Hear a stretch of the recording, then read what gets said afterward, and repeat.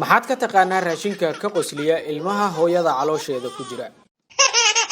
haddii aad ka mid tahay dadka aan jeclayn dhadhanka qaxwada iyo nuucyo kale oo raashinka ah, qaar kalena aad dhadhankooda ka heshid, kaliya ma tihide waa lagula qabaa dareenkaas.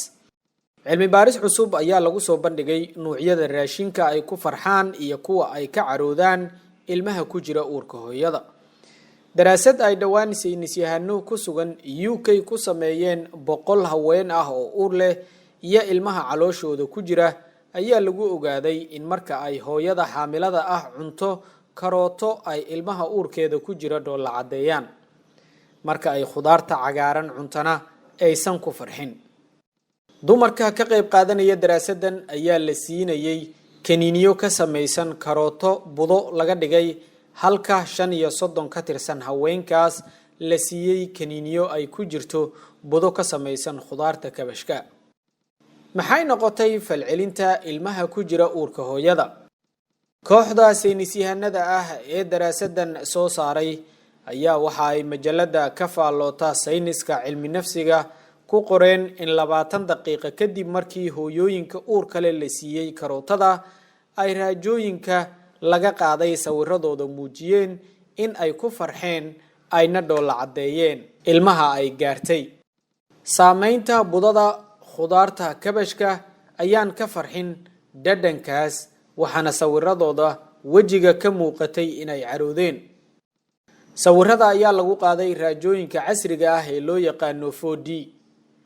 30 dumarka uurka leh oo aan wax raashin ah la siin ayaan ilmaha calooshooda ku jira lagu arkin wax falcelin ah. daraasado hore ayaa muujiyay in kala doorashada dooqa nuucyada raashinka ee aan jecelnahay ay soo bilaabato inta aynaan dhalan ka hor, taasoo ku xiran waxyaabaha ay hooyadu cunto. dareerayaasha ku hareeraysan ilmaha uurka ku jira ayaana yeelan kara dhadhanno kala duwan, balse daraasadan cusub oo lagu fuliyay jaamacadda Durham ayaa lagu sheegay in hadda ay tahay markii ugu horeysay ee wax laga ogaado falcelinta la xiriirta raashinka ay hooyadu cunto iyo ilmaha ku jira makaanka. goormuu ilmaha caloosha ku jira bilaabaa dhadhaminta cuntada? mid ka mid ah saynisyahanada ka qayb galay cilmi baarista oo lagu magacaabo Nadia Rislan ayaa tiri, daraasad hore waxaan ka baranay in raashinka ay ilmaha ku helaan caloosha hooyada uu muhiim u yahay caafimaadka mustaqbalka carruurta iyo badqabkooda, balse ma garanayno xilliga ay bilaabato arrintan. tijaabada aan sameynay waxaan annagoo isticmaalaynaa kaniiniyo kaabsool ah cunto gaarsiinay carruurta uurka ku jirta 32 isbuuc iyo 36 isbuuc, sababtoo ah raashin qaadashadooda waxay u muuqataa mid aan la fahmi karin. waxaan rabnaa inaan sii wadno cilmi baaristeena oo aan ogaano xogta ku saabsan carruurta marka ay dhashaan kadib iyo haddii ay sii xiiseeyaan dhadhanka karootada. waxay intaas ku sii dartay Nadia Rislan, waxaan rajaynaynaa in dhalashadooda kadib ay la qabsadaan cunista khudaarta cagaaran si ay uga helaan caafimaad. kharaarka waxa lala xiriiriyaa khatarta.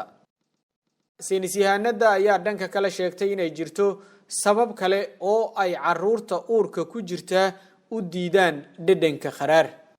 waxaan sidoo kale isla xiriirinaa dhadhanka kharaar iyo waxyaabaha khatarta ah, waxaana uga falcelinaa si degdeg ah, balse maadaama kharaar kasta uusan khatar ahayn, waa in aan baranno sidii aan ula qabsan lahayn annaga iyo carruurteennaba cuntooyinka kharaar. cuntooyinka kharaar qaarkood waxay u fiican yihiin caafimaadka. Nadia Rislan waa madaxa qaybta cilmi baarista carruurta uurka ku jirta ee jaamacadda Durham. waxay sheegtay in ilmaha uurka ku jira ay muujiyaan jaceylka ay macaanka u qabaan iyagoo 14 isbuuc ku jira caloosha hooyadood.